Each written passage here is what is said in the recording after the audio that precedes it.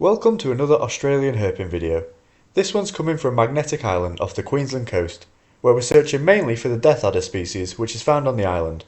I only had 3 nights here and conditions were generally pretty wet and rainy, so I wasn't sure what to expect, and of course we also found plenty of other species while herping. I didn't do an intro to the video in person, so let's just get straight into the action of the first night, where I decided to road cruise down a coastal track before heading out hiking once the rain had let up a bit. First snake of the night, brown true snake, Wega irregularis. Showed a lot of these on the channel, so we're not going to take a lot of time with this one. It's just started to rain as well. Just saw him crossing the road here. Let's keep going, see if we can find a deathadder. Second brown true snake on the road. We've found plenty of these, so I'll not bother him too much.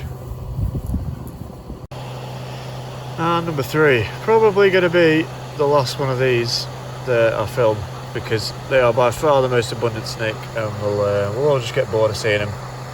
But I'll keep stopping and moving them off the road because I am passing the odd car, so we don't want to leave them on here. This one is acting a bit weird, and I'm wondering, it doesn't look like he's been clipped or anything, but he's just smushing his nose in the soil. I don't know if I don't know what he's doing. His mouth's open. I don't know if he's picked up a scent of some prey on the ground there, I'm not sure. Yeah, that's a bit weird. Yeah, not sure what he's doing there. Well, move him off the road because he's definitely not going to get a meal doing that.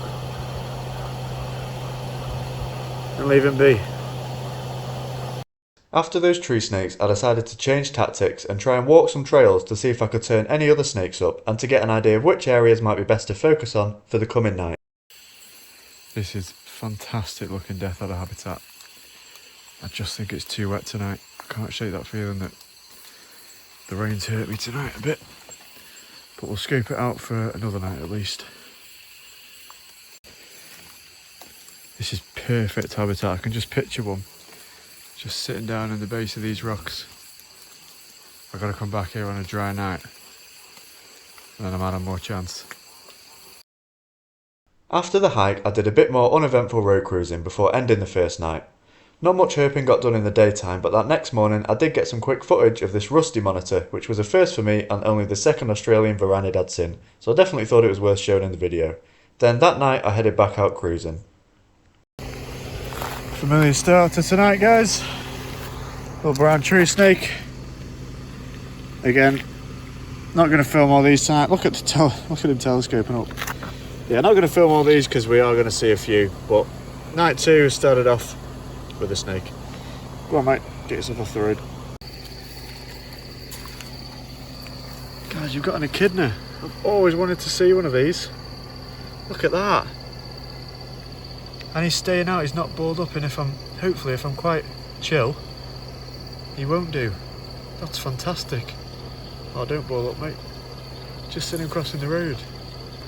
Wow, these are really cool. These are one of the monitory mammals, which are mammals that lay eggs. That's really interesting. My other favourite fact about these guys is that their babies are called puggles when they come out the egg. The little echidnas are called puggles. They're really good at burrowing. They're really strong. They don't look it, but they're really robust. They can smush themselves under anything.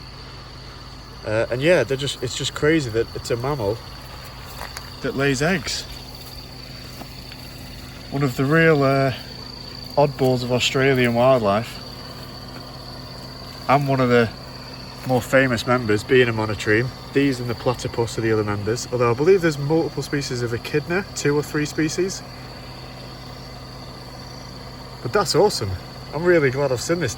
I hadn't seen this on the trip so far, so I'm really buzzed that I've found one. Different species on the road this time. I thought this was another boiga from the car, but this is a little juvenile carpet python, Aurelia spilota. And that is literally, they come out the egg not that much smaller than that. If I just put a hook next to him for scale, that's not a big snake. But it's really nice to see. And it's another species moving tonight, so that's encouraging. I was just thinking I thought pythons would be more common here than boiga, and I'm finding a lot of boiga, but snakes are moving. I'm feeling confident. Let's keep going. There he is. Sat nicely for a few quick picks, and then we'll leave him on his way. I would estimate about a year old, this one. After that little python, the rain increased and I had to wait a few hours before getting out hiking on a new trail that I'd walked in the daytime to try and see some koalas and thought the habitat looked promising. Well, we've walk shielded something, guys. As we can see over here, we've got a brown tree snake flying up that tree. But what really caught my eye was down here, we've got a little spotted python. So, after nothing on the way up, hectic little 2-snake find on the way down. This is only the second spotted python I've seen, so this is really nice to find this one. There we go. Just taking a few quick shots of this one. I'm getting bitten a lot and it's starting raining, so I really shouldn't be, but I'm a little disappointed. It looks so good for the target species here, deathaders. So to find 2 snakes here and neither of them are deathaders, get a little children's spotted python and a brown tree snake. A little bit bittersweet, but it shouldn't be. These are really cool snakes. They're a member of the Antherasia genus, the smallest pythons found in Australia. A couple of species of these. So it is actually quite a treat to see, really. They get bigger than this. The last one I found up near Cairns was 3 times the size of this, but this one is sort of sub-adult size. Okay, apologies that this is probably not the best lighting, but we're back in the car now. We've done that walk. Not really sure why we didn't find target species. That looked awesome. I think I'm just gonna have to put it down to the damp weather again. Although again, you know, we've seen 3 snake species there. We've had carpet pythons, spotted pythons and brown tree snakes tonight. So snakes are out in it. The ecology of deathaders, of course, is very different. They don't move around a fraction as much as the python species and the tree snakes do. They're very much sit and wait ambush predators, very cryptic ones at that. So yeah, I don't know exactly why we failed there is the conclusion to all that waffle. I think they're just a hard target species and they're never going to be easy. It is what it is. Got one more spot to try now on foot where there is some records, but the habitat didn't look quite as good to me, but there is records, so they're there. Opposite to the last place, I just walked it in the day and thought it looked ace. There was no actual records there, so we'll try this, and if that doesn't work, we're just cruising. Let's see how we do. This is the habitat in this second spot I'm trying on here, and again, it looks really good. It's just, I think there probably is a chance. I think there probably might be one sat out in ambush. There'd be good prey abundance. And this dampness, it's just, the dampness is really putting me off. And I may well be wrong. I might get corrected in the comments, but I've done a bit of reading and I've watched a lot of YouTube videos of people herping for the target species. In this day and age, I think it's not a bad way to do your research on the ecology, see when and where people are finding your target species, and you just never ever see a deathadder, these northern deathaders found in the dampness, in the wet. They always seem to, they just give me an image of a very dry microclimate when they're sat out in ambush. So yeah, I think I might be lucky tonight, same as last night, but I can't think of anywhere else I'd find them. So I reckon I'm doing the best possible thing. I just got to keep the eyes scanning and keep the fingers crossed, I guess. Look at the size of this fella guarding the path.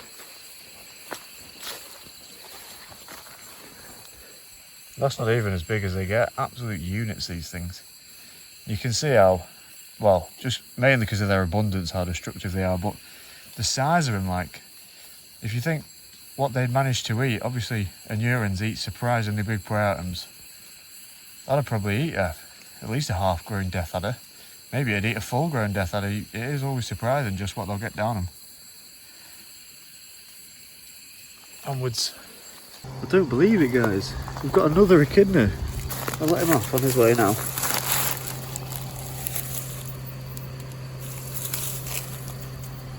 He's ace. Try and get some better shots for you because I might just bury down under this log now. Alright guys, I've not been doing very many intros, so third night we're going back out and the final night. So this is my last chance for a bit of a showstopper, and I think it is my best chance because we've had a completely dry day. We've had no rain today. So hopefully a bit of dry weather will get it out. I'm going to go and have a road cruise now to start the night. But to be honest, if we don't find anything, or if we just find brown tree snakes, I'm not even going to film it. And then I'm going to get straight on and prioritise walking some trails, because I think that's the best chance I've got at a deathadder. And I know I keep going on about deathadders, but this is the best place I'm going to be to have a shot at one, I reckon. And I think this is the best day I've got. Well, this is the last day I've got, so I've got no choice but to go and give it a go. Yeah, that's a lot of waffle, but yeah, hopefully tonight is the night. Probably won't be, but it might be. You got to stay positive, haven't you? If I don't go out, I'm not going to find him, so let's go. I do not believe it, guys. Look there. We've got a deathadder. I'm absolutely shaking. I'm going to try and get closer. I don't know how spooky these are. I am over the moon just to find one. I'm going to try and get some shots now. Guys, I've snuck up to it. I'm too nervous always to speak. I wanted to see one of these snakes so bad. And we've got one, and look at the way it's got that little tail, that caudal lure out in front of its head. That's amazing. Proper sitting weight, a lapid, not a viper, and this is it in situ. And anything comes along and tries to hit that caudal lure, it's in a perfect position to strike out and nail it. I hope that's focusing. I'm absolutely shaking. Hopefully I've got some shots. It was just too wet, and I've had one dry day, and that's all I've needed, and I've managed to get onto one.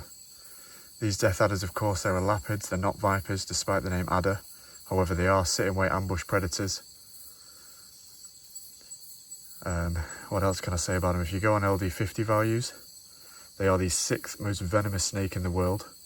This is not a snake to get bitten by any circumstance. I have to be extremely careful photographing this snake. Oh, I'm really scared something is going to spook it. Just sitting in ambush on this rock. I'll give you some in situ. I spotted it from a long way away, I'll be honest. But the way it sits, it just looks so viper-esque. It couldn't be anything else other than a deathadder. And I am just so delighted. This is my first acanthopus of any species.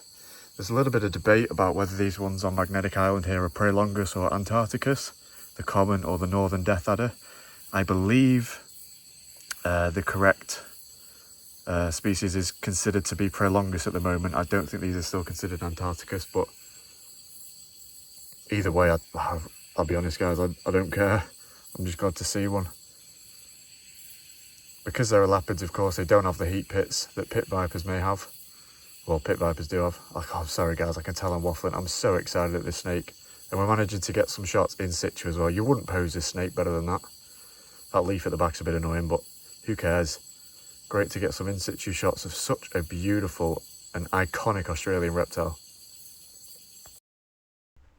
Because I did get a bit excited here, the footage didn't actually come out the best, so here's some pictures showing this specimen a bit clearer.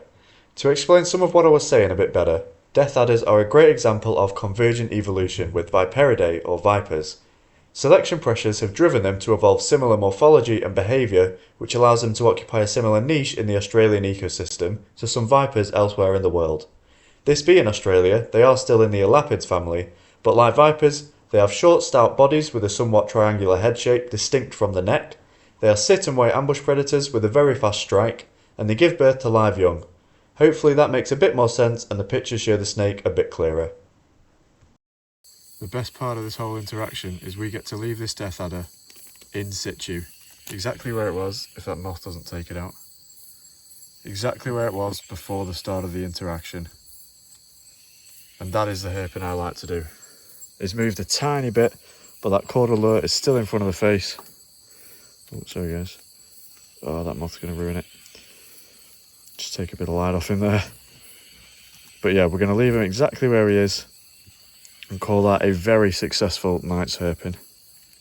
Well, I'm not trying to boast or say I'm a good herper or good eyes or anything like that, but I just thought it'd be interesting to show you how I spotted this snake. This is a path going along here. And can you just see? It does just stand out. Little profile over there. I've left the snake now, I've done my photography.